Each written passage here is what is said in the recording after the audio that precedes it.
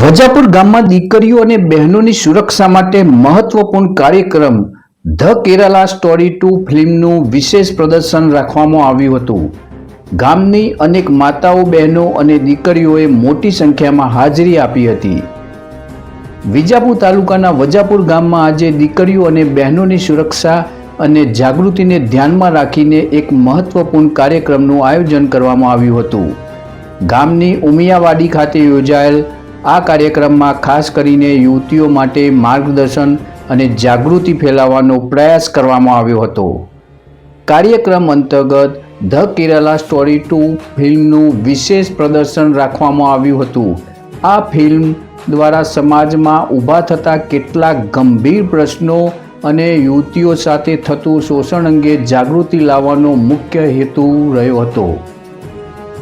આ પ્રસંગે ગામની અનેક માતાઓ, બહેનો અને દીકરીઓ મોટી સંખ્યામાં ઉપસ્થિત રહી અને કાર્યક્રમનો લાભ લીધો હતો. ઉપસ્થિત આગેવાનો દ્વારા દીકરીઓને સંસ્કાર, શિક્ષણ અને જીવનમાં સાવચેતી રાખવાની મહત્વપૂર્ણ બાબતો અંગે માર્ગદર્શન આપવામાં આવ્યું હતું. કાર્યક્રમ દરમિયાન સમાજમાં જાગૃતિ ફેલાવવાનો સંદેશ આપવામાં આવ્યો હતો અને યુવતીઓને યોગ્ય નિર્ણય લેવા માટે પ્રેરણા આપવામાં આવી હતી. વિશ્વ હિન્દુ પરિષદ અને બજરંગ દળના યુવાનો દ્વારા આ આયોજન કરવામાં આવ્યું હતું.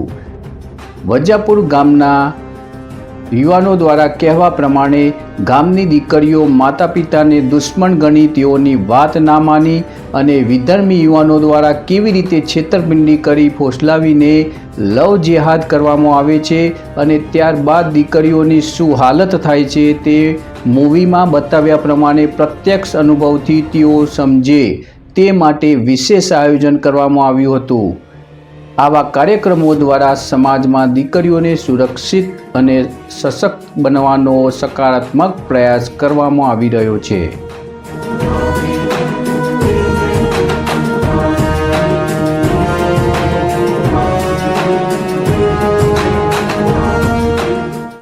ભારત માતા કી જય સિયારામ. આજે વજાપુર બજરંગ દળની ટીમે આજે કેરાલા સ્ટોરી 2 મૂવી ગામમાં દેખાડવાનું આયોજન કરેલું છે. કારણ કે જે અત્યારે હાલનો પરિસ્થિતિ છે કે ભાઈ વિધર્મી છોકરાઓ દ્વારા આપણી હિન્દુ છોકરીઓને કેવી રીતે ફસાવવામાં આવે છે અને છોકરીઓનું પછી ત્યાર પછી શું થાય છે તો એ આપણી છોકરીઓને કોઈ ખ્યાલ નથી. તો આ મૂવી એટલા માટે અમે બતાડવામાં આવે છે કે છોકરીઓને ખ્યાલ આવે કે વિધર્મી સાથે સંબંધ રાખીને કે પછી એના જોડે લગ્ન કરીને શું પરિસ્થિતિ સર્જાય છે. તો એમનામાં અવેરનેસ આવે ને જાગૃતતા આવે એના માટે આપણે આ પ્રોગ્રામ કર્યો છે. નાનકડો એક શરૂઆત છે. જો કોઈને સમજણ આવે અને જાગૃત થાય તો સારું છે.